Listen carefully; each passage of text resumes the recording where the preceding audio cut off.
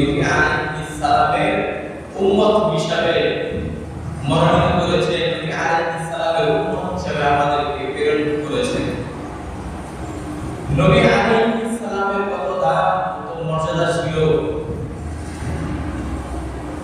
আল্লাহ পাক রব্বুল আলামিন যখন আমাদের আদি পিতা হযরত আদম আলাইহিস সালামকে সৃষ্টি করলেন, মা হাওয়াকে সৃষ্টি করলেন, পরবর্তীদেরকে বলে দিলেন ওয়ালা তাকরাবা হাদিহিস শাজারাতা ফাতাকুনা মিনাল যালিমিন।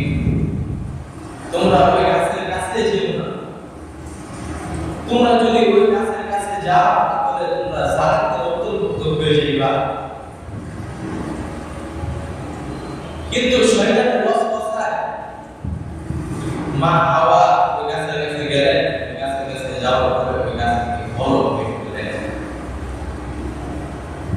ফল খাওয়ার একটা আল্লাহ তাআলা মানুষকে দুনিয়ার মধ্যে পাঠানোর একটা পরিকল্পনা ছিল, একটা ওসিলা ছিল যে আমি মানুষকে দুনিয়ার মধ্যে পাঠাবো, কিভাবে পাঠাতে পারি।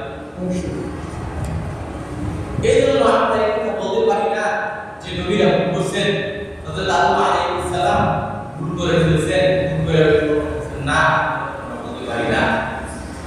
আজকে অনেক মানুষ দেখা যায় যারা নাকি বলে নবীরা ভুল করছে, নাউযুবিল্লাহ মিন যালিক, নবীরা নাকি শাস্তিযোগ্য অপরাধ করছে, নাউযুবিল্লাহ মিন যালিক। নবীরা তো ছিলেন মাসুম, নবীরা যদি ভুল না করতেন তাহলে আমরা তো ওই ভুল থেকে কিভাবে শুধরাবো, ওইটা একটা ভুল আমরা করে ফেললাম, ওইটা থেকে কিভাবে আল্লাহ তাআলার কাছ থেকে মানা চাইবো সেটা তো আমরা জানতে পারতাম না। হযরত আদম আলাইহিস সালাম জান্নাতের মধ্যে যখন ফলটা খাইলেন, ফল খাওয়ার পর আল্লাহ পাক রব্বুল আলামিন দুনিয়ার মধ্যে পাঠিয়ে দিলেন। আল্লাহ পাক রব্বুল আলামিন সন্তুষ্ট হয়ে দুনিয়ার মধ্যে পাঠিয়ে দিলেন, দুইজনকে দুই স্থানের মধ্যে পাঠাইলেন, প্রেরণ করলেন। এই দিক দিয়ে হযরত আদম আলাইহিস সালাম আল্লাহ তাআলার কাছে দোয়া করতেছেন, আল্লাহ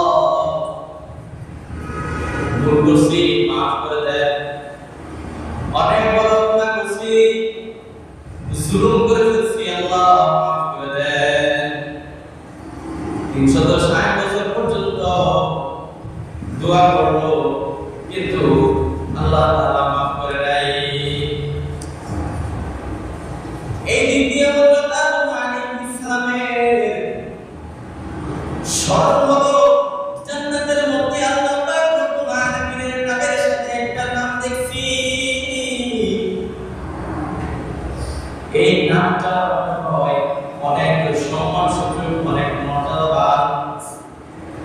এই নামটা হয়তো আল্লাহ পাক রব্বুল আলামিনের কাছে অনেক প্রিয়।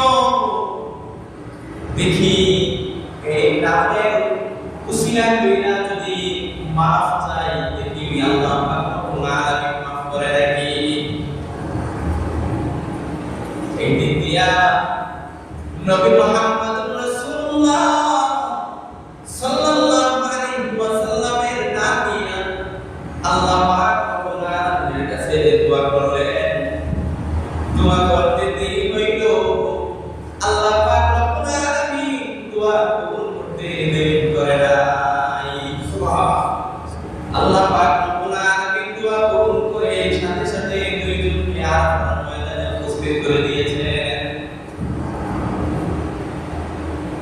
নবীর কেমন মর্যাদা, নবীর কেমন মান, নবীর কেমন শান, নবী